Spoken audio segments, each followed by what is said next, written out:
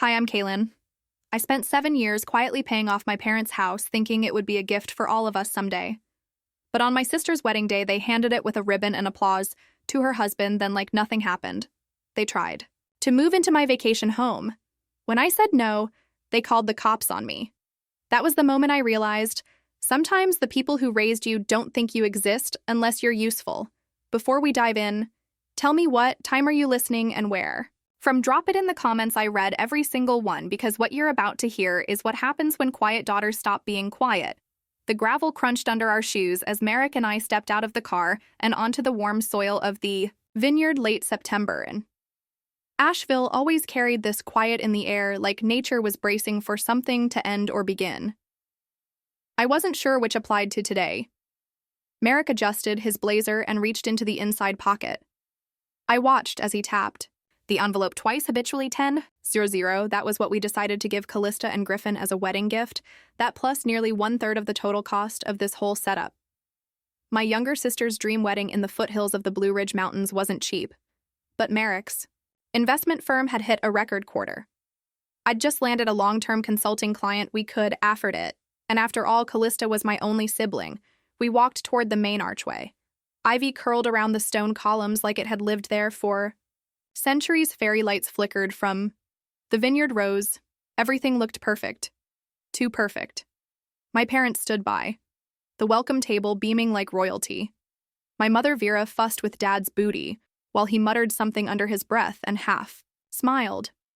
I watched them taking it in. They looked younger, lighter glowing almost. I couldn't remember them looking this joyful at my wedding. They'd smiled back then. Sure wished Merrick and me a happy life, but they hadn't glowed. Not like this, don't start. I muttered to myself. Eric gave my hand a little squeeze. You okay? I'm fine, I said, though I didn't look him in the eye. A woman with a clipboard directed us to the seating chart. My finger traced the printed names down the glass panel until I found it. Kaylin, Rosan, Kaylin with an I. I blinked. Close enough, I told myself, but when we reached the table, it wasn't close at all. Table 9 at the far back by the bar. No family in sight, just co-workers from Griffin's tech startup and some friends I didn't recognize. I hesitated. Merrick whispered, "Want me to switch cards?" I shook my head and forced a smile. No, it's fine, it's her day. As we sat, I glanced toward the head table. My parents were already seated there, front and center between Callista and Griffin. My chair scraped a little as I pulled it out, and not a single head turned. Not even Mom's dinner began, and the room buzzed with toasts and laughter. Courses came and went. Wine was poured generously. I declined something in my gut, twisted every time someone clinked a glass and shouted, "To the happy couple." Then, the microphone feedback cut the chatter. My mom stood up, straightened her dress, and tapped the glass. If we could have everyone's attention. People quieted instantly. Dad rose beside her. We just wanted to say thank you to everyone for celebrating our beloved daughter's new chapter. A hush settled. I felt my heart jump. Were they talking about me? I glanced around, then back at them, watching Callista grow into the woman she is today.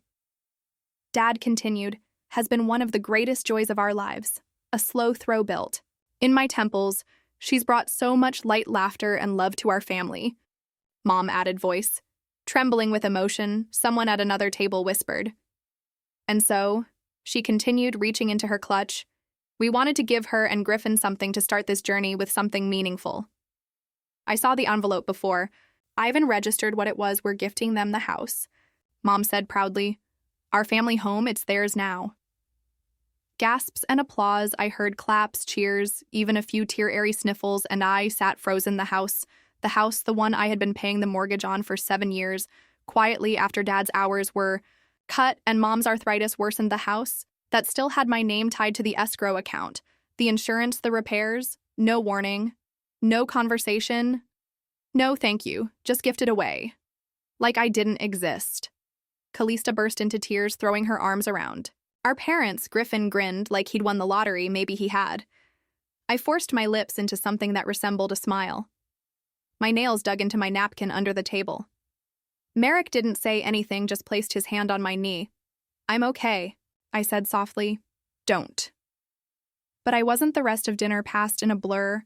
I didn't touch my food, just watched them. Callista glowing, Mom dabbing her eyes like she was proud of herself. Dad laughing like he hadn't missed my college graduation because of a golf trip. By the time dessert came, I'd had enough. I need air. I told Merrick, pushing back from the table he stood, but I waved him off just 5 minutes. I walked down the gravel path away from the main tent, past the rows of hanging lanterns past the photo booth toward the overlook, where the photographers were staging more pictures. I stopped behind a hedge just before they could see me there. They were Callista and Griffin posed on the porch of the house, my house the photographer arranged, them like a Hallmark ad. Okay, now hold up the key. Together, they both turned to face the camera. Griffin fished something out of his pocket. My breath caught. They lifted the brass house key. Like it was a damn trophy. Like it was a symbol of legacy. Like I had never existed. I didn't say a word during the drive home. Merrick kept glancing at me like he was waiting for the dam to break, for the screaming, the tears, the explosion that if I were another woman might have come right then and there, but all I could do was sit stiffly, arms folded, watching the tree-lined road blur past the window. When we pulled into our apartment's garage, I got out without a sound, walked inside, and placed my shoes neatly by the door. The hum of the fridge was the only noise in the apartment. I headed to the bedroom, peeled off the dress, hung it carefully, then sat down on the edge of the bed. Merrick hovered in the doorway. You want to talk about it? I shook my head. I'm fine. He stayed quiet for a beat. Kaylin, that was... I should have seen it coming. I sayed, cutting him off, because somewhere deep down I had maybe not the key knot. The speech, but I'd felt it building for years. The little slights, the way I disappeared in a room full of my own family, I just hadn't expected. The slap to come with applause. The next week passed in a strange kind of haze. I went through the motions, client calls, spreadsheets, case reviews, but my mind wasn't really there every time someone mentioned weddings or family. It was like someone dragging a fork across a plate in my head. Then on Wednesday it arrived. A pale pink envelope tucked between bills and a grocery coupon flyer. Merrick brought it in and tossed it on the counter. Looks like a thank you note. I stared at the cursive writing Merrick Davis, and guessed I opened it. Inside was a card with gold foil lettering, "Thank you for being part of our dream day," and a short message scrolled in Callista's signature bubbly handwriting. Thank you so much for your generous gift and for helping make our wedding so magical. We'll always remember your kindness. Love, Callista and Griffin. No mention of me, not even once. I read it twice. My eyes scanned every line, searching for the possibility that maybe I'd missed something that surely she hadn't just thanked. Merrick, that I who'd planned, paid, and stayed silent, wasn't just guessed, but I dropped the card in the trash without another word. Later that night, I sat at the kitchen table with a glass of water, staring blankly at the fridge magnets. Merrick came over, leaned on the counter, arms folded. You okay?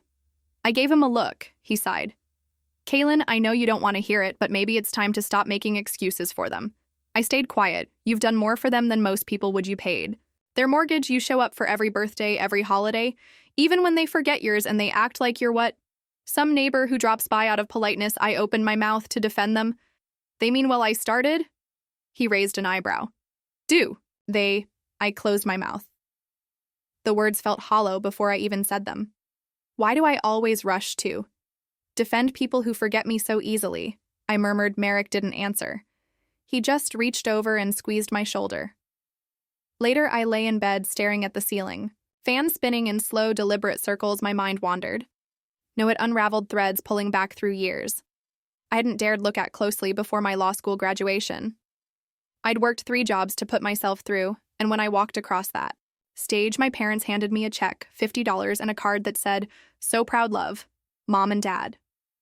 2 years later, Callista graduated with a communications degree from a state college. They gifted her a brand new Subaru with a giant bow and a party at the lake house. I'd told myself money was tight back then, that maybe they'd finally gotten a bonus or some tax refund the year she graduated. I'd wanted to believe that. But what if it wasn't that? What if I was just less wanted? What if I was always the contingency? Plan never the favorite.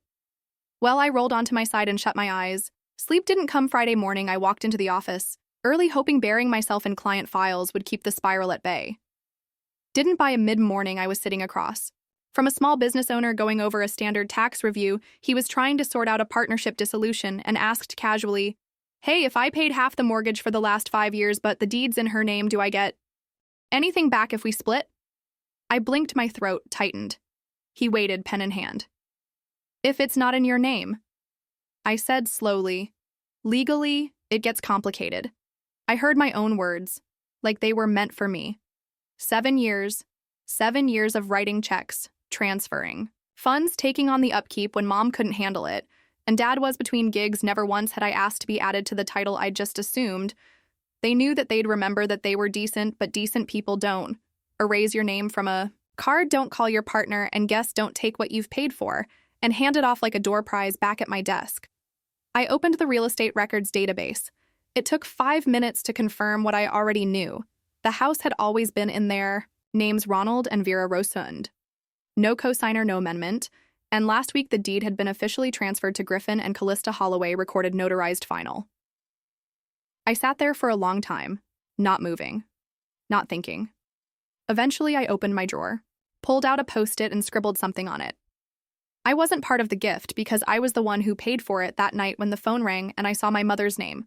I already knew it wasn't going to be an apology. The phone rang twice before. I picked up. Hi, sweetheart, Mom chirped, as if she hadn't just watched me disappear from her daughter's wedding in stunned silence. It's been too long. Callista and Griffin just got back from Bora Bora. We're having dinner this Saturday, just the 6 of us. You and Merrick should come. Her voice was all frosting. No cake. I waited a beat dinner. I said flatly, yes, we'll make that rosemary pot roast you love. Come around. I don't know why I said yes. Maybe some broken part of me still wanted an explanation. Hope they'd admit they'd gone too far, that this dinner would be a peace offering, a conversation, a chance to acknowledge what they did, but deep down I knew better. Saturday came with a gray chill that didn't quite match the calendar. Asheville was shifting into fall. The leaves hadn't fully turned, but the breeze carried the first hints of change. Merrick and I drove in silence until we hit the turnoff. I stared at the familiar mailbox. The house looked the same and completely different. There were new curtains in the front. Window white lace, where Mom's sunflower valances used to hang. The doormat read, "The Hallway's a Star 2023. Callista's pink running shoes were parked by the door, lined up neatly, beside Griffin's oversized sneakers. I stood on the porch and stared at the brass knocker I'd helped Mom polish every Thanksgiving growing up. It's like I never lived here at all, I whispered. Inside, the smell hit me first. It wasn't just the pot roast, it was the candle vanilla. Kashmir, Callista's favorite. Mom used to burn cinnamon apple. The living room had been rearranged, my father's old recliner gone, a sleek cream-colored sectional now curved under the window. Dinner was already served when we stepped in. My mom kissed my cheek, like nothing was wrong. You look tired, honey, working too much? Callista beamed from hers, at radiant in a white sweater that probably cost more than my monthly car payment. Griffin gave me a nod, like we were old buddies. Merrick and I took the only 2 remaining seats, one of which used to be my father's. I pushed a carrot around my plate, waiting. It didn't take long. Well, Mom said, setting down her fork, delicately, now that Lily and Griffin have their own space, your father and I have been thinking. My gut tightened. Dad jumped in.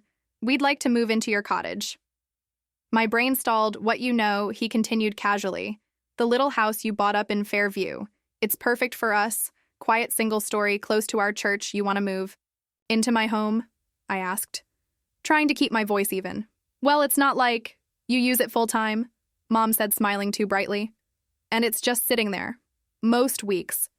Callista added, you and Merrick could live together. Couldn't you? Merrick's jaw clenched. I stared at them. My mother's hopeful expression, my father's expectant nod, my sister's smug little half smile. It hit me they hadn't invited me to dinner for closure or reconciliation. This wasn't about family. This was about acquiring the next thing. I built thus, I set my fork down. So let me get this straight, I said slowly, calmly. You gave away the house I paid the mortgage on for 7 years, and now you expect to move into the one I actually own? Kaylin, don't be so harsh. Mom said, we're not taking it. Just living there. You didn't even ask, you decided like always. You're being dramatic, Dad muttered. No, I said, my voice sharper. I'm finally being honest. Callista slammed her fork down. You've always been jealous. The room went still. You never liked when I got more attention, More help, you act like you're so noble, but you've been bitter since college, that's why they love me more. I never made them feel guilty for it.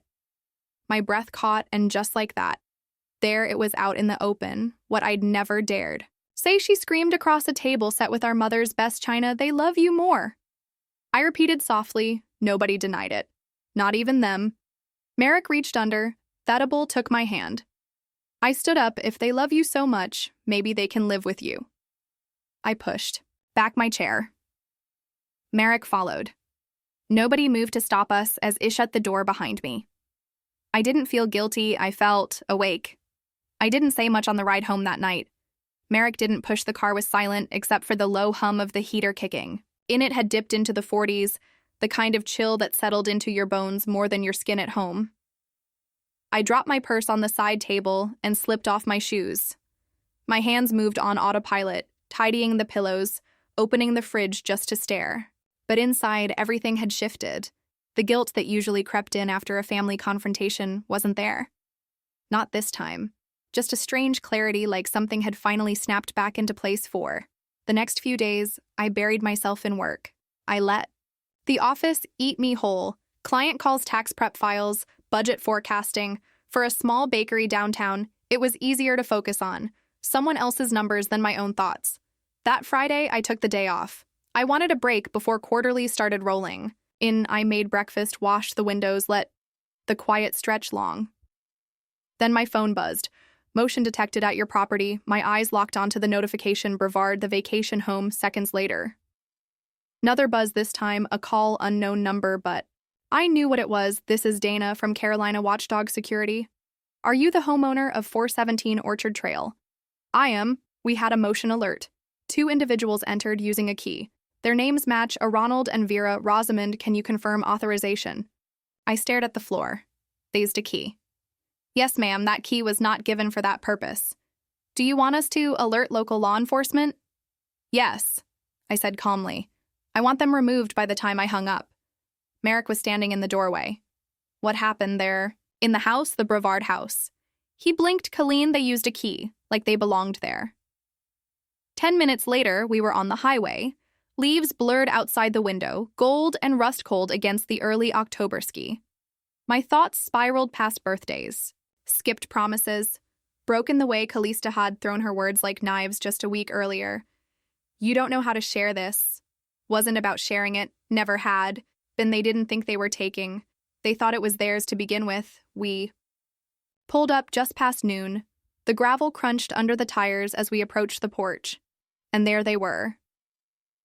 My parents sitting like squatters beside a stack of plastic bins, a cardboard box labeled linens, a bag from Home Goods my mom was sipping from, a travel mug my dad stood when he saw us as if this was some kind of reunion. There you are, he said.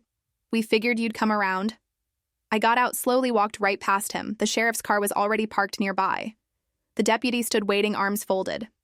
They don't have permission to be here, I told him.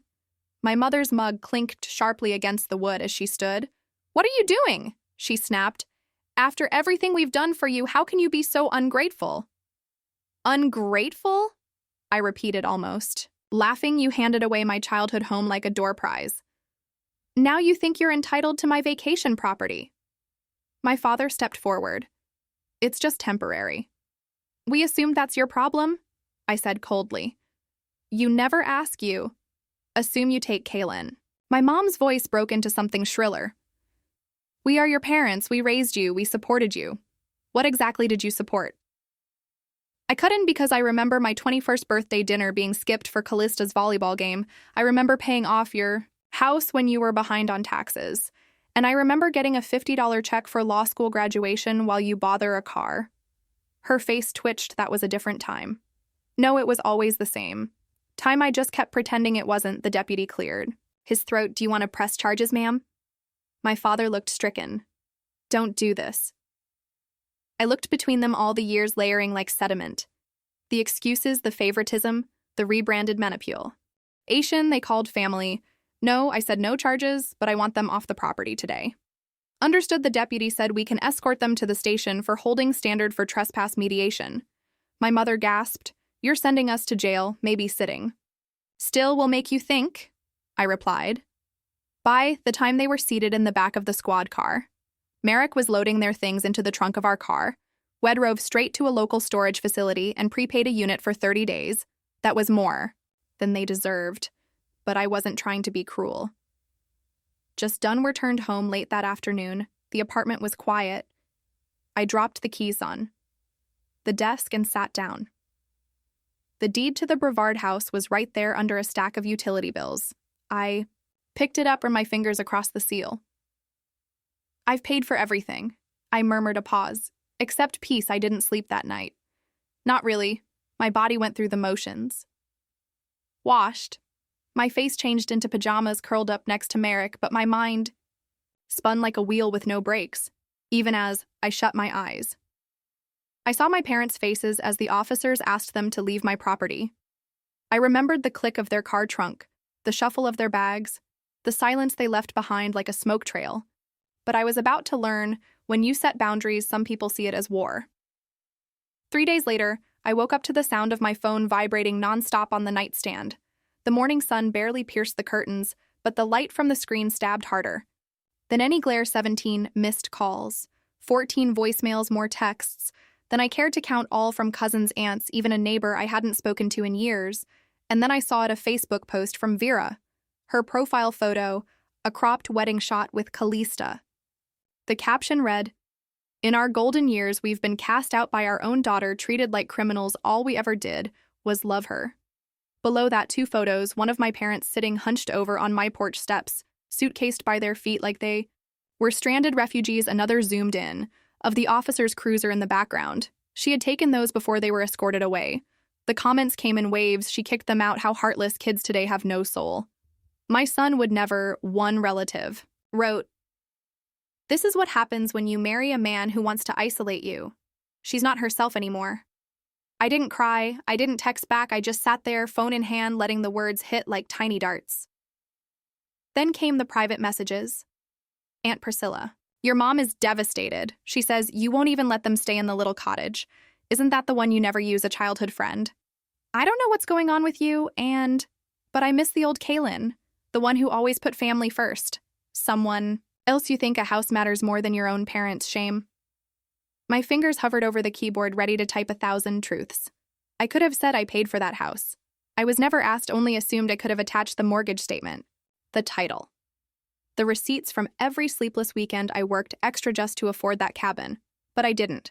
Instead, I turned the phone face down and stood.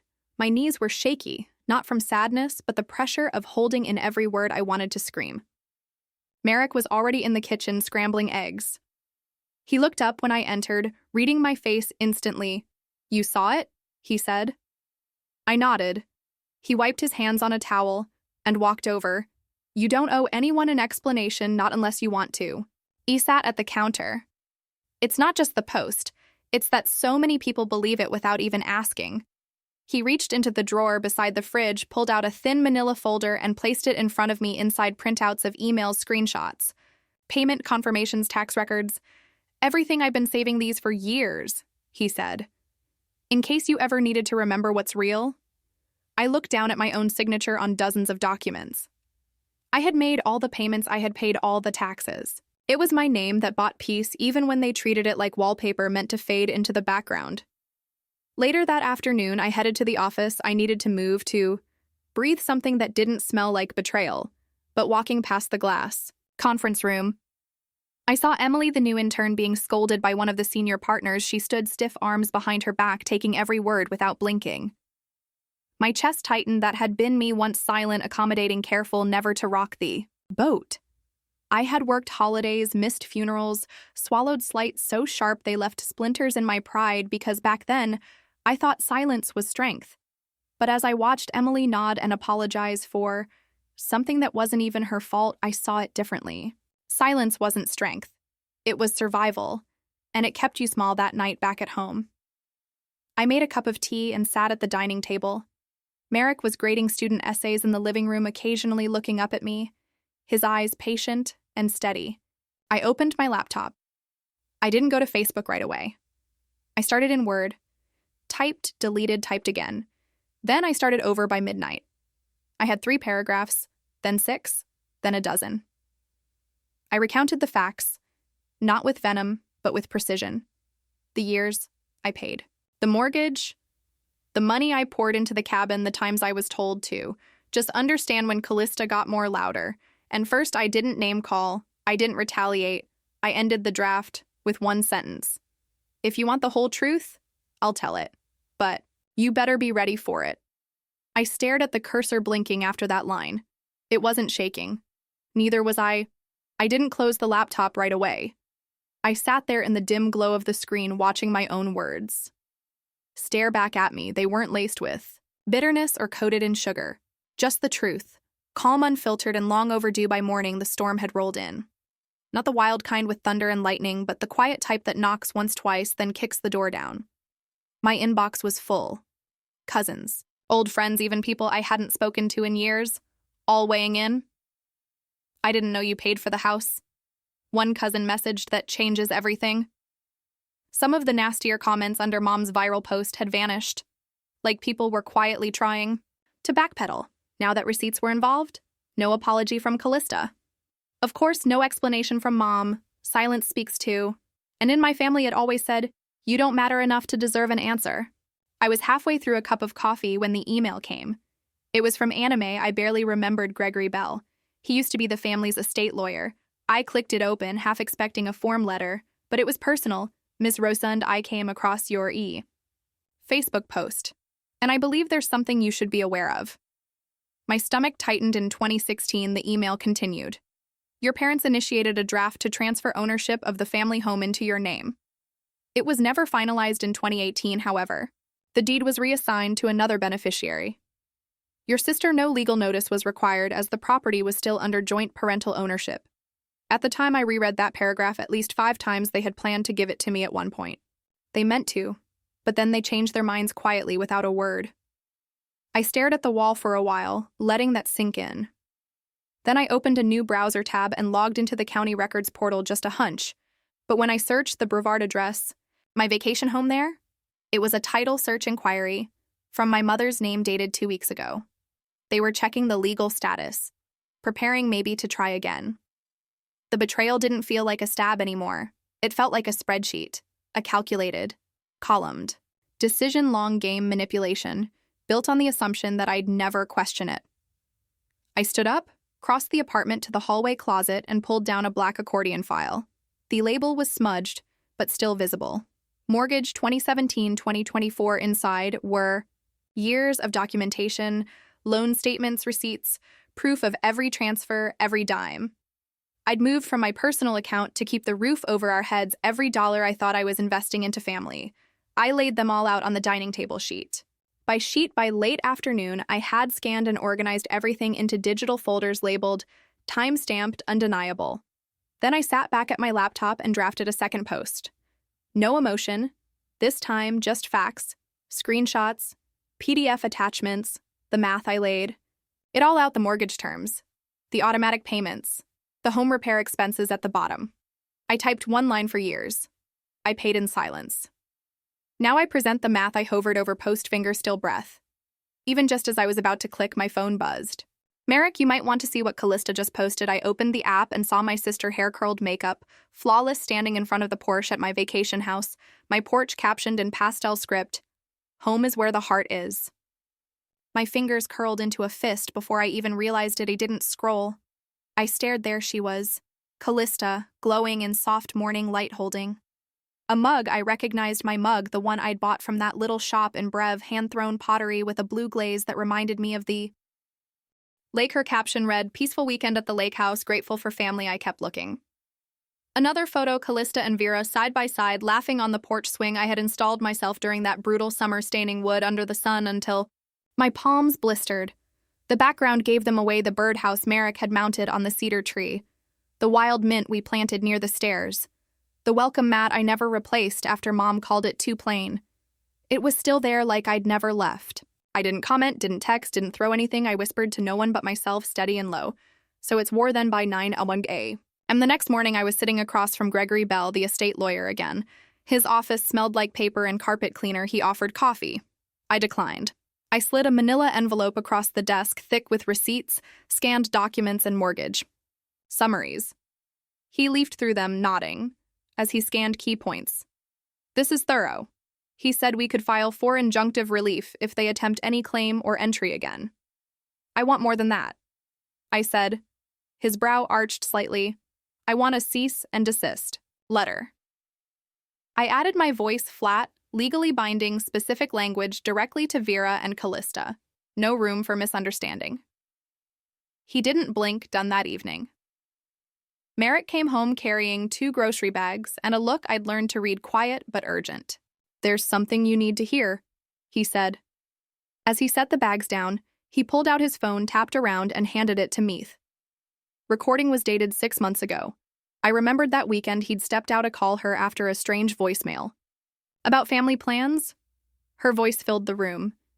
Kaylin's always been the workhorse. That's her role. Callista deserves comfort. She's had a harder time emotionally. You know that I didn't flinch. Merrick sat beside me, unsure whether to say anything. I handed the phone back. We'll use that. The next morning, I sat down with my laptop. No emotion this time. Just precision. I uploaded the second post, first screenshots of bank transfers labeled by year, then PDFs of the mortgage agreement, then the title logs showing the inquiry into my vacation property. I ended with the audio beneath it. I wrote, "This isn't revenge. This is clarity. I won't be rewritten."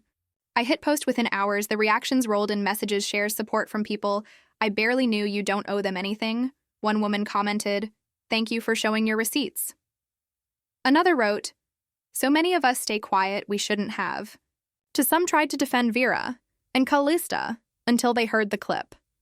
I didn't reply to anyone. I just let it. Sit Truth has its own volume by evening. Callista finally broke her silence. She posted a screenshot of my post with a caption we never wanted. "This to go public, but if you want public, fine, let's talk legal." Vera commented right below it, "She'll regret this." I closed my phone, then smiled because by then I already had the final piece I needed, and they had no idea the morning sun cut across the floor of my apartment like a blade. I sat at the dining table sipping lukewarm coffee, waiting. It didn't take long. At exactly 9:07 a.m., Gregory Bell forwarded me the scanned letter we'd finalized, together 2 days ago. Subject line delivered. The cease and desist had gone out by courier and email. It addressed Callista formally. Ms. Callista Rosund. Wellsand outlined clear legal terms. Immediate removal of all social media content, referencing the Brevard property, full return of all copies of the house key, and an explicit warning regarding the fraudulent title inquiry logged in my name. The closing paragraph read, "Should any further attempts at misrepresentation or possession be made, the undersigned reserves the right to pursue damages and full injunctive relief under state and federal law." Enclosed with the letter were scanned PDFs, proof of the title search attempt, and evidence Vera and Callista had accessed my mortgage files using old personal information. They had tried to start a transfer quietly, illegally under my nose. I leaned back and whispered to the ceiling, "You should have known better." By noon, the family group chat detonated. It started with a message from Aunt Darlene. "Is this true?" She attached a screenshot of my post, followed by a screenshot of the letter which someone had leaked. I didn't ask who. Uncle Robert chimed in next. Kaylin did what she had to, proud of her for standing up for herself. That was when Callista left the chat.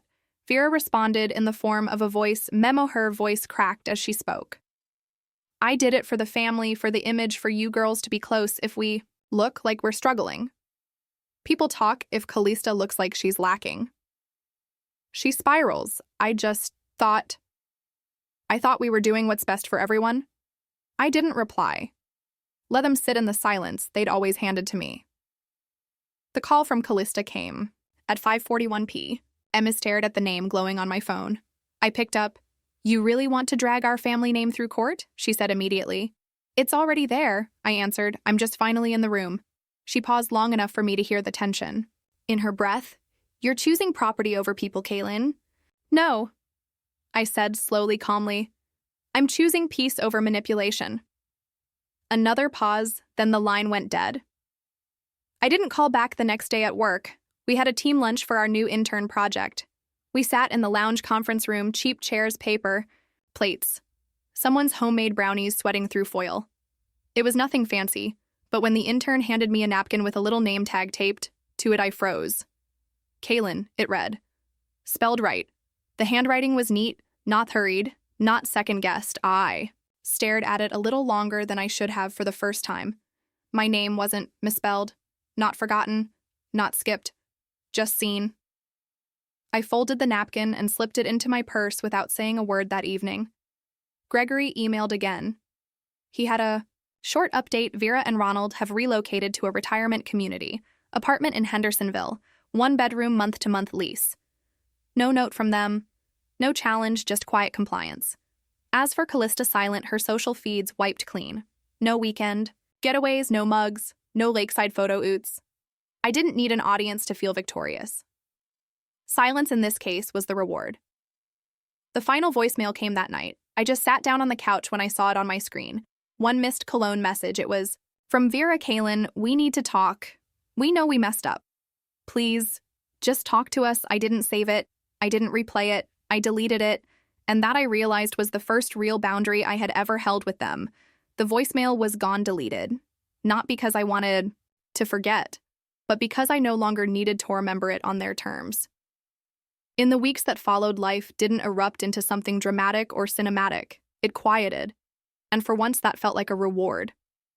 I went back to work. I made dinner with Merrick. Most nights, chicken stir-fry one evening, lentil soup the next. We watched documentaries about national parks and argued about whether we'd ever go camping him. Yes, me hard. Pass Willoft more than we used to, not because things were suddenly perfect, but because the air was finally clear on a crisp Saturday morning. I drove out to Brevard, the vacation home, the one I'd fought for. The one I almost lost was now rented by a traveling writer named June.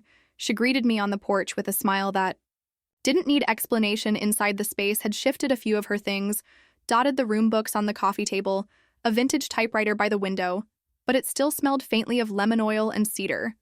The way I liked it as I walked her through, the drawer set up in the kitchen. She paused. These napkins, she said, unfolding one gently. They're linen, right, handmade? Yeah. I nodded. They were a gift. I left them behind once. Now they stay. She smiled and ran her fingers over the stitching. It feels like someone really lived here. I nodded again, softer. This time, they did. The next week, an email from Callista landed in my inbox. Subject: clearing the air. It was a few stiff paragraphs dressed in civility. No names of wrongdoing, just a vague admission of regret over how things unfolded, a line about wanting to preserve peace. Not once did she say, sorry. I didn't reply the day. After that, a bouquet of lies arrived at my office. No card. I turned to our receptionist and gestured toward the flowers. They're not for me, I said without blinking. You can keep them, she blinked. Are you sure they're beautiful? They're not mine to keep, they're someone else's performance. She took them, and I returned to my desk on a rainy Thursday. I had lunch with one of my longest clients, Lorraine, a retired professor with a sharp tongue and sharper eyes. She'd been widowed for 10 years but still wore her gold band like it was armor over coffee. She said it out of no, where you always did your job quietly, Kaylin, but I've watched you never let them erase you. It landed heavier than I expected, not because it was a compliment, but because it came from someone who didn't flatter easily. I smiled, swallowing a lump I hadn't realized was rising. Thank you, I said. That means more than you know. A few days later, I passed by a storefront in Asheville, glass windows stray with early spring drizzle, and caught my reflection. Not a villain, not a victim, just me. Hair a little windswept, eyes less tired than.